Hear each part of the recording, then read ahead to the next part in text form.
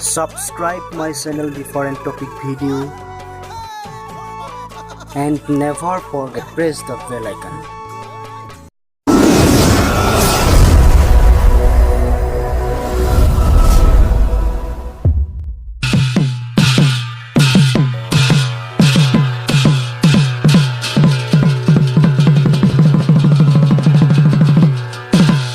খুনা মহারাজা ঘোর কুলৰ নন্দন শুনা অধম আচাৰ কংস কুৰ কালাংগা কুলাংগা মানে বুজাইছে কুৰ মানে ক্ৰোধী অহংকাৰী তেজস্বী এতিয়া বসুদেৱে দৈৱকীৰ চকুলৈ চাইছে কি কৰিম মই মুকে মাতি আনি নিজৰ ভগ্নীক অৰ্পণ কৰিলে আৰু সেইগৰাকী ভগ্নীক কিন্তু কুৰ আৰু কুলাংগা হৈ খৰপৰাই যেনেকৈ দংশন কৰিবলৈ প্ৰস্তুত হয় আজি দৈৱকীক কিন্তু মাৰিবৰ কাৰণে প্ৰস্তুত কৰিছে কি এখন স্বয়ম্বৰ হৈ গ'ল কি বিবাহ হৈ গ'ল মহামাৰী চিন্তা হৈছে বাৰু কংসক কৈছে বসুদেৱে হে মহাৰাজ এইটো কুলৰ নন্দন তুমি যে কুলৰ নন্দন এজন সুসন্তান গোটেই জগতে জানে কিন্তু আজি এই দৈৱকী গৰাকীক চুলিত ধৰি তুমি যদি মাৰি পেলোৱা মই কেতিয়াও জীয়াই থাকিব নোৱাৰি এইবুলি তেওঁ বাক্য দিছে সেই কথা কিন্তু কংসই মানিব নোৱাৰে তুমি যেন ৰাজা তাক ত্ৰিজগত জানে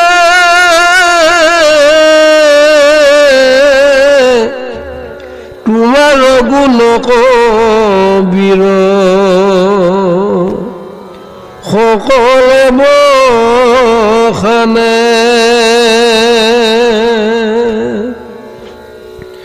কোন সতাই হানচিন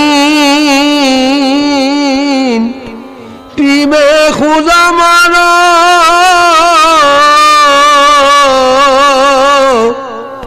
একে স্ত্ৰী জাতি আৰু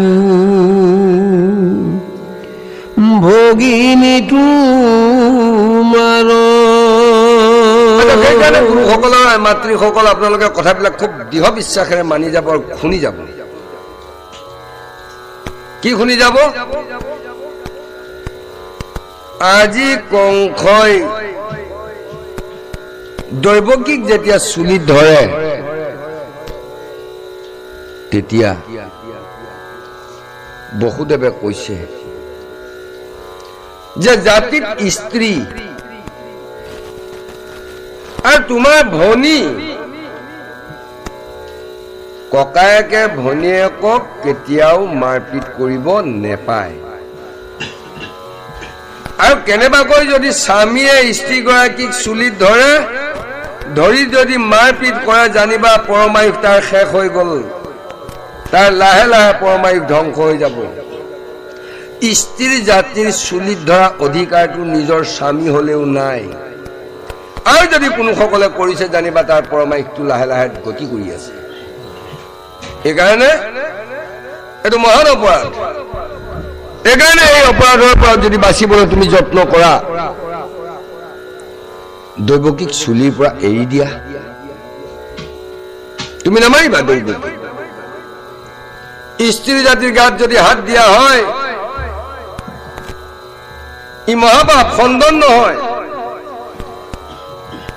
গতিকে সেই স্ত্ৰী জাতিক তুমি বধ কৰা অধিকাৰ নাই আৰু ইফালেদি তোমাৰ ভনী হয় ভনীয়েকক ককায়েকে কেতিয়াও মাৰপিট কৰিব নোৱাৰে ডাঙৰ জগত এইবিলাক কথা ভালকে ভাবি ল'ব লাগে জানিবলৈ যত্ন কৰিব লাগে স্বামী স্ত্ৰী যাতে কোনো কালে বৈষম্য নাহে আজি বসুদেৱে কংসৰ লগত যুদ্ধ কৰিলেহেঁতেন বসুদেৱে কেতিয়াও কংসৰ লগত যুদ্ধ নকৰে বসুদেৱ খত যাৰ বাসুদেৱ জ্ঞান যাৰ বাক শক্তি হ'ল যাৰ দৃষ্টি শক্তি হৈ গ'ল যাৰ আত্মশক্তি হৈ গ'ল যাৰ ইন্দ্ৰিয়বিলাক সংযমী হৈ গ'ল বাক্যত বন্ধন হৈ কংসৰ মথুৰাৰ উগ্ৰসেনৰ কুলৰ চিন্তা কৰিহে দৈৱকী আজি বসুদেৱে দৈৱকীক সামৰিবলৈ বাধ্য হৈ গৈছিল এনে ক্ষেত্ৰত যদি বিভ্ৰান্ত হৈ যায় এনে ক্ষেত্ৰত যদি দৈৱকীৰ নিৰ্যাতন পায় তেতিয়াহ'লে কোনো কুল জীয়াই থাকিব নোৱাৰিব এৰামা কমনে আচৰৈ পাপ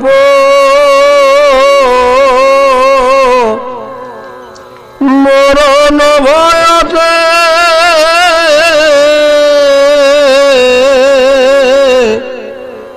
জন্তু ৰয়ো পৰে মৃত্যু দেহাৰ লগতে আজি মৃত্যু হওক নুহি সতে কয়ন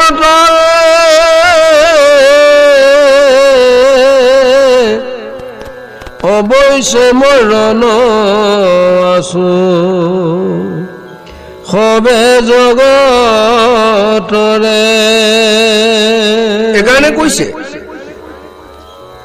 যে অসৎভাৱে পৰিচৰ্যাৰ কাৰণে মোৰ মৃত্যু হলেও কিন্তু মই জন্তুৰ সদৃশ হলেও জন্তু এদিন মৰিব মানুহ হিচাপে জন্মগ্ৰহণ কৰিলো যেতিয়া সংসাৰ জন্ম পালো এদিন মৃত্যু অনিবাৰ্য গতিকে এইবিলাক মোৰ চিন্তা কৰিব লগা একো নাই কাৰণ তথাপিতো মোৰ ভাগিনৰ হাতেৰে মই বধ হ'ব নোৱাৰিম মই কেতিয়াও বধ হ'ব নোৱাৰিম মই ভাগিন বধ কৰিব পাৰিম দৈৱকীক মই ক্ষীৰচ্ছেদ কৰিব পাৰিম বসুদেৱক মই ধ্বংস কৰিব পাৰিম কিন্তু মোৰ মৃত্যুটো যে ভাগিনৰ হাতত আছে গতিকে মই কেতিয়াও মানিব নোৱাৰো কিমান সাংঘাতিক খাৰ কথা কৈছে চাওক এৰামা কৰ্মৰয় অধীন জীৱ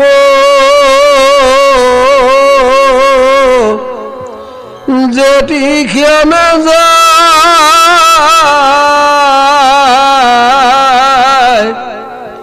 এৰ পূৰ্ব দেহায় আউৰ শৰীৰ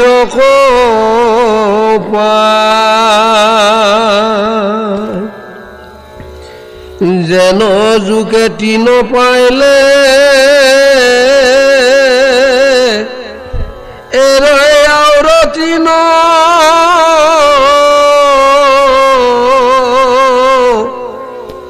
জীৱৰ মৰণ সবনে এৰে নুহি ভিন তাকে কৈছে যে জীৱবিলাক কৰ্মৰ বন্ধন আপুনি যি কৰ্ম কৰিছে তাতে বন্ধন হৈ আছে কৰ্মবন্ধন জীৱবিলাকে পুনৰ এবাৰ জন্ম পালেও কিন্তু কৰ্মতে আকৌ বন্ধন হ'ব লগা হয় গতিকে কৰ্মবন্ধন ত্যাগিবলগীয়া হ'লে কি কৰিব লাগিব এতিয়া বাৰু সাধু সংগ কৰিব লাগিব ঈশ্বৰৰ লগত সম্বন্ধ কৰিব লাগিব এইকাৰণে কৈছে কৰ্মবন্ধন জীৱবিলাকৰ এটা তুলনা দিছে যে এডাল তৰুৰ পৰা এটা জোকে এইডাল তৰুৰ পৰা আনডাললৈ স্থানান্তৰিত হয় গতিকে দেহ কলেবৰ পৰি থাকে আত্মা গুচি যায় সেই আত্মাই পুনৰবাৰ আকৌ এবাৰ জন্মগ্ৰহণ কৰিব পাৰে এইকাৰণে আমি ভাগৱত সদায় পঢ়িলে বা শুনিলে নহয় ভাগৱত ধৰ্মৰ কথাখিনি জানিলেও নহয় ইয়াক নিয়ম অনুবৰ্তিতা মানি চলিব লাগিব ভাগৱতে কি কৈছে এতিয়া এই কথাখিনি স্পষ্ট কৰিছে যে মানুহ জন্ম হলে এদিন মৃত্যু হোৱাটোকে বাঞ্ছা কৰিবনে বাৰু মানুহ জন্ম হোৱাটোকে বাঞ্ছা কৰিম নে বাৰু মানুহ হিচাপে জন্মগ্ৰহণ কৰিলে সংসাৰ কৰ্মৰ বন্ধন হোৱাটোকে চিন্তা কৰিম নে বাৰু এইকাৰণে যাতে কৰ্ম বন্ধনৰ জৰিডালে আমাক বান্ধিব নোৱাৰে বন্ধন যশোদাই কৃষ্ণক বাৰে বাৰে বান্ধিব খোজে, দুআঙুলতে নাতে। সহস্ৰ গকুলৰ জৰি আনি বান্ধিলে দুআঙুলতে নাতে। কাৰণটো কি বাৰু? যশোদাই কৃষ্ণৰ ওপৰত নিজৰ পুত্ৰবধ জ্ঞান আছিল, অহংকাৰ আছিল। মোৰ পুত্ৰ বুলি পেলাই সিদ্ধান্ত দিছিল। 1 নম্বৰ এয়াঙুল।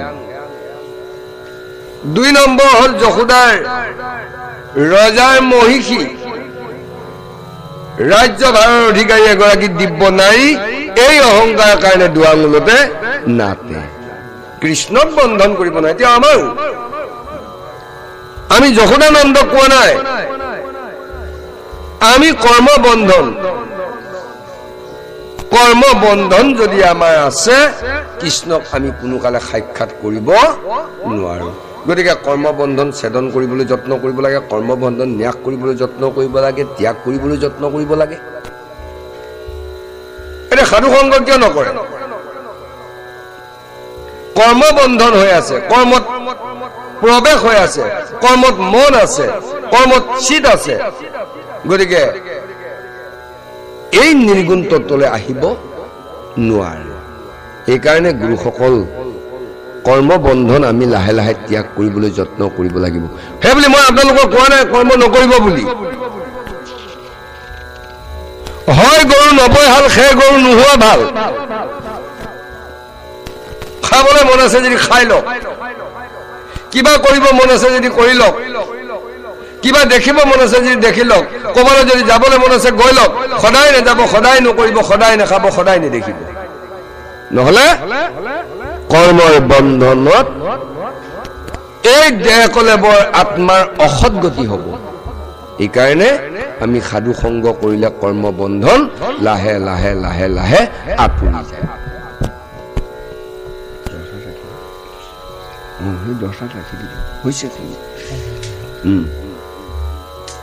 অলপ কমাইছে, 10 মিনিট আছে, হ'ব যাওক।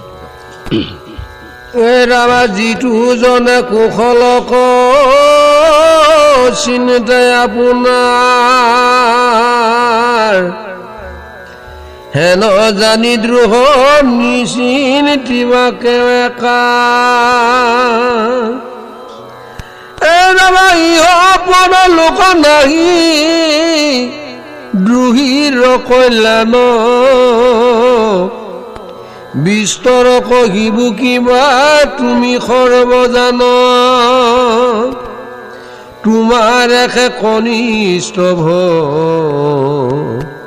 গিনি জীৱ প্ৰায়, হেন জানি আংক কাটি বাক নোজোৰাই। সমীউক ৰাজা তুমি দিন দয়াশীল, আগ পাছ চিনাই আৰু বিস্তৰ বুলিল। কৰিলা কাকুতিতাংক অনেক কাৰণে, তথাপিতো দৈৱ কি ক নেৰিল দাৰুণে। পৰম দাৰুণ কংস ঘাটু কপৰাই, দেখি বসুদেৱ দুনাই চিনিতিলাই উপায়। সেইকাৰণে লোকসকল সদৌ শেষত বৰ চমুকে কৈছো, আৰু ইয়াৰ পিছতে আমি খন্তেকীয়া পাঠৰ সামৰণি পৰিব। এতিয়া কথা হ'ল, কাৰো দ্ৰোহ চিন্তা কৰিব নাপায়, কাৰো দ্ৰোহ চিন্তা কৰিব নাপায়। এটা হোতা ব্যাধক হৰিণে কৈছিলে, তুমি কি কাৰণে মোক বধ কৰিলা? তোমাৰ কাঁড়ডালে মোৰ সৰ্বশৰী ভেদ কৰিলে। মোৰ গৰ্ভত 2টা সন্তান আছে, আৰু মোৰ স্বামী আছে, আৰু 2টা সন্তান মোৰ জীয়াই আছে। এই স্বামীৰ সৈতে আজি সমুদায় 6টা বধৰ ভাগি হৈ গ'ল গতিকে কম ডাঙৰ অপৰাধ হ'লনে বাৰু 6টা অপৰাধ হৈ গ'ল শ্ৰী বিষ্ণু বুলি হৰিণে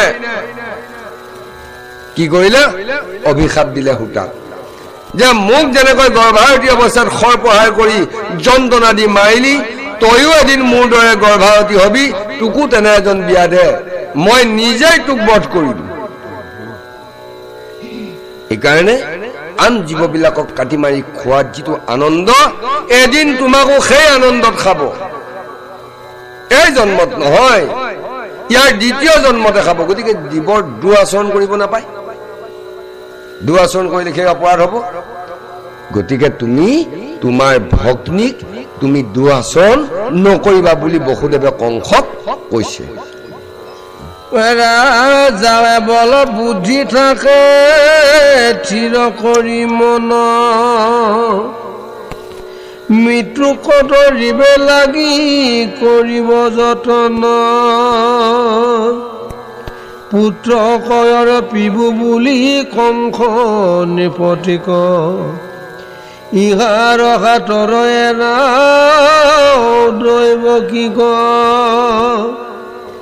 কিবা দৈৱ কিৰ গৰ্ভে পুত্ৰ নোপোজয় কিবা কংস মৰি আগে যায় জমালয় কংসে যেবে নমৰ পুত্ৰ হুৱে জাত তাৰ হাতে হুৱে কিবা আৱে কন্ধ পাত এতিয়া সদৌ ভাগত গুৰুসকলৰ আইমাতৃসকল এইটো কি কৈছে যে মই মৰাৰ পিছত জন্ম হলেও মোৰ মথুৰা ৰাজ্যখন কিন্তু ধ্বংস হ'ব এইটো চিন্তা কৰিছে মই নমৰোতে যদি তেওঁ জন্ম হয় তেওঁ জন্ম নহওঁতে যদি মই মৰো কিমান আগপিছ চিন্তা কৰিছে চাওকচোন বাৰু আৰু এতিয়া কৈছে মানুহ হিচাপে যদি দৈৱকীৰ গৰ্ভত যদি অষ্টম পুত্ৰ হিচাপে জন্মগ্ৰহণ কৰে মই তোমাক দিম তথাপি কিন্তু দৈৱকীক তুমি কাটিব নালাগে যি সন্তান জন্ম হয় মই তোমাক দিম আৰু সেই সন্তান তুমি কি কৰা কৰিবা কোনোবাই সন্তান জন্মৰ পিছত ঘাতুকক এৰি দিব পাৰেনে বাৰু মাৰ বুলি পেলাই কোনো নোৱাৰে কিন্তু আজি বসুদেৱে দিছে বসুদেৱ ঈশ্বৰক বশ কৰিব পাৰে যাৰ খুৰ দিছি সমস্তবিলাক সম্যক জ্ঞান আছে চকুৰে সকলোকে মাতৃত্ব জ্ঞান কৰিব পাৰে সেইজন বসু আৰু যাৰ ইন্দ্ৰিয়বিলাক স্বাভাৱিকতে সংযমী সেই বসুদেৱে সদৌ শেষত কংসক কৈছে যে যি সন্তান জন্ম হয় মই দিম তুমি নমৰোতে যদি মোৰ সন্তান জন্ম হয় মই তোমাক দিম আৰু কিবা স্বৰূপত যদি মৃত্যু হ'ব লগা হয় তেতিয়াহ'লে মই একো ক'ব নোৱাৰো আৰু কিন্তু তোমাক দিয়াটো মই স্বীকৃতি দিছো এই বুলি পেলাই বসুদেৱে কৈছে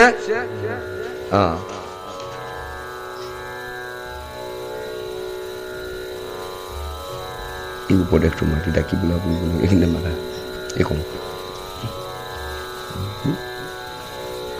এইটা কোনে বুজিবে কবি পৰিত দৈৱ গতি হেন পৰা মৰি সকৰিয়া মহামতি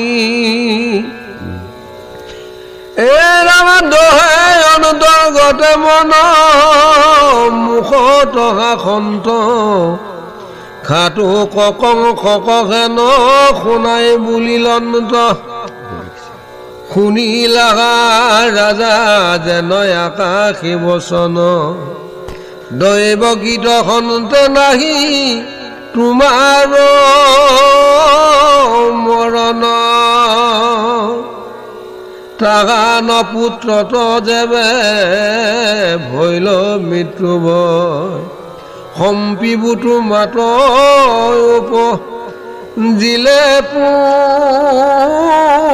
পুত্ৰ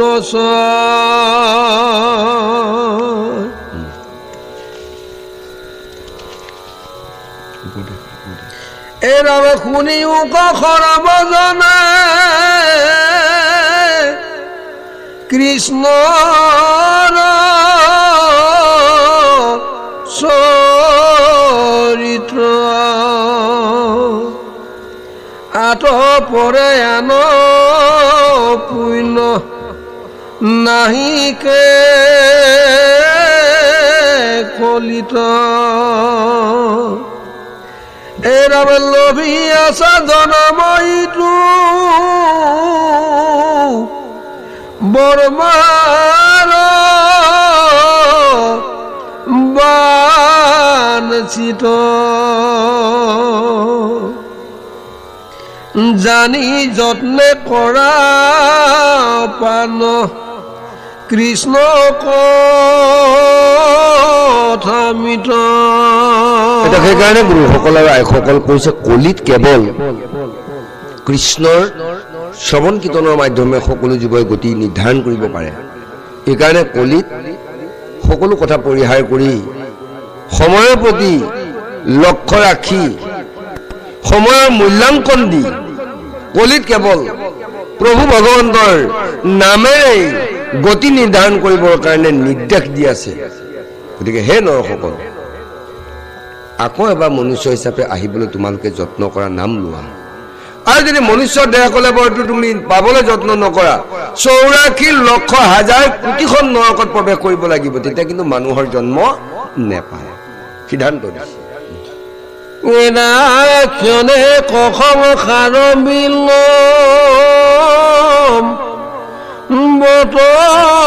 বটকাই জনাই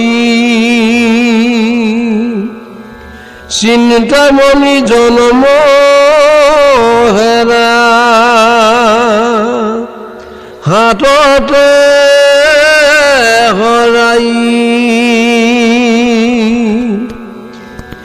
নাহিকে চেতন কাল অজগ ৰে গিলে ধন জন জীৱন যায় বেকয়ে কটিলে। এতিয়া সদৌ শেষত গুৰুসকল আৰু আইমাতৃসকল, আমি মানুহ হিচাপে যেতিয়া জন্মগ্ৰহণ কৰিলো, মানুহৰ কৰ্ম কৰিব লাগিব। আৰু এইখন সংসাৰ যে একেবাৰে শূন্য অনৰ্থ সংসাৰ, সেই সংসাৰখন বিপৰীতভাৱে আমি ভাবি ল'ব লাগিব। আৰু এইটো চিন্তামণি জন্ম যে হাততে হেৰাব, এইটো নিশ্চিত। সেইকাৰণে ভয় কৰিব নালাগে। আমি যেতিয়া এখন সংসাৰৰ পৰা চলি যাম, চলি যোৱাৰ 6 ঘণ্টাৰ পিছতে আকৌ পুনৰ জন্ম পাই, কিহৰ ভয়টো আছে? এইখন ঘৰতে আকৌ জন্ম হম। যদি ভক্তি কৰিছো, সাধু সংগ কৰিছো, সকলোকে সমজ্ঞান কৰিছো, আন জীৱবিলাকক দুখ কৰা নাই, জানিবা 6 ঘণ্টা মাত্ৰ আকৌ জন্মগ্ৰহণ কৰিব ইয়াতে। ভয় কৰিব নালাগে। সেই সময়খিনি যদি লক্ষ্য নকৰো, তাৰ ব্যৱস্থা যদি আমি নলওঁ, তেতিয়াহ'লে গৈ থাকিম। কুকুৰ, মেকুৰী, গৰু, পশু, পক্ষী, তিন, তৰু, লতা গৈ থাকিম। পাবনে বাৰু মনুষ্য জন্ম? নাপায়। মনুষ্য কৰ্ম কৰিলে মাত্ৰ 6 ঘণ্টাৰ ভিতৰতে আকৌ বংশাণু সপিণ্ডীসকলৰ ভিতৰতে জন্মগ্ৰহণ কৰিব। ভয় কৰিব নালাগে। এৰা যত দেখা ভাৰ্যা পুত্ৰ সবে অকাৰণ চাই মাত্ৰ থাকে কালে ধৰেতে দীক্ষণ বিষয়ত সুখয়ে কটিলে কৰিছো যমন কি কৰে ধৰি নিবে যমপুৰ। যমৰ 3টা কিংকৰ, এই 3টা দুটে কিন্তু ধৰি লৈ যাব। কোন সময়ত ধৰিব নিৰ্দিষ্ট নাই। সেই যমে যন্ত্ৰণা যমৰ দুটা যন্ত্ৰণা দিয়া সময়খিনি আপুনি নাম ল'ব পাৰিবনে বাৰু? নাম পৰীক্ষা দিবলৈ গৈ পেলাই যেতিয়া বহীখন শিক্ষকে দিব, পৰীক্ষাৰ বহীখন যেতিয়া দিব, লিখিব সময়তো কলমটো মুখতে লৈ পেলাই থাকে আৰু নিলিখে, তাৰমানে একো মুখস্থ কৰা নাই। তে যমৰ যন্ত্ৰণাটো হ'ল সেইটো। যমৰ যন্ত্ৰণাৰ পৰা হাত সাৰিবৰ কাৰণে কি কৰিছে বাৰু? কলম মুখত লৈ আছে নে মুখেৰে নাম লৈছে নে হাতেৰে কৰ্ম কৰিছে?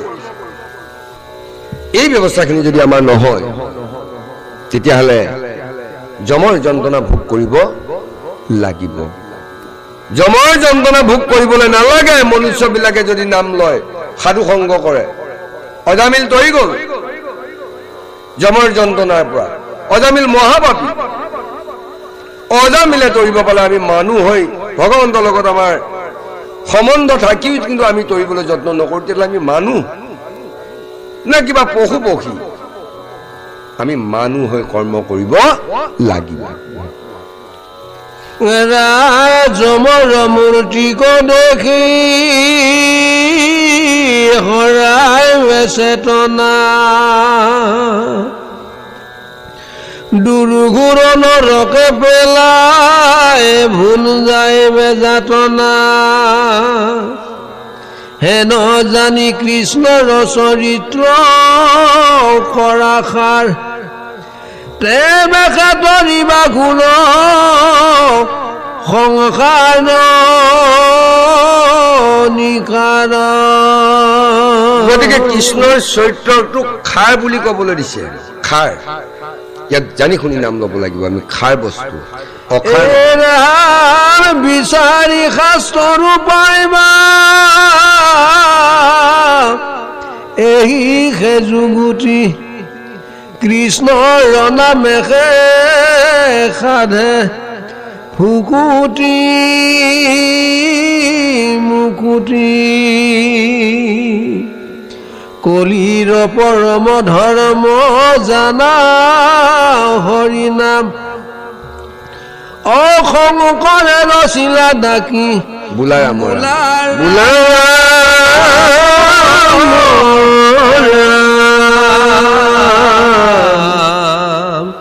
শংকৰ ৰচিলা ডাকি বোলাৰ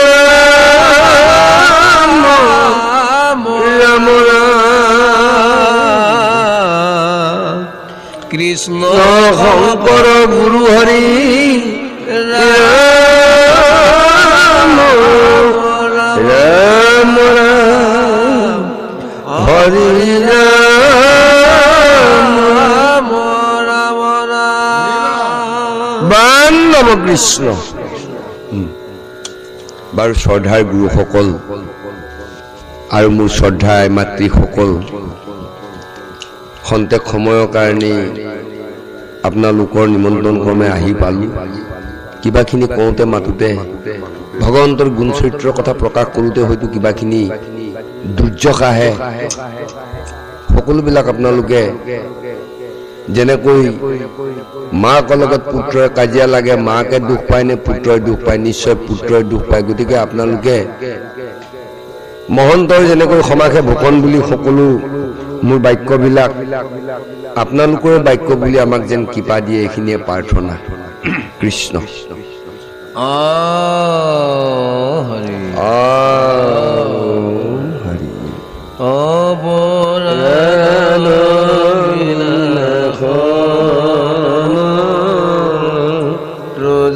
নামে নাৰায়ণ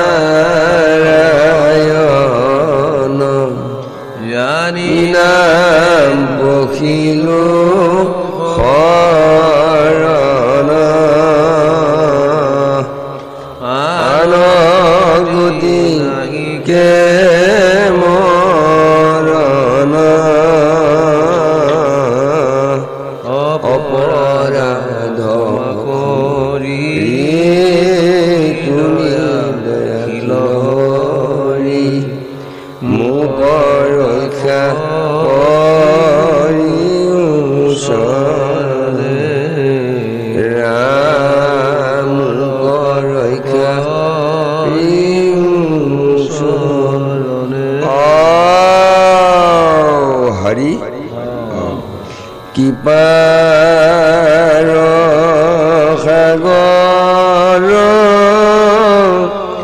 দৈব কি নন্দন পুৰিও মনৰ কাম ভকত ৰসংগ সদানো গুচুক মুখে আগুণ ভকত ৰসংগ সদানো গুচুক মুখে আগুণ কৃষ্ণ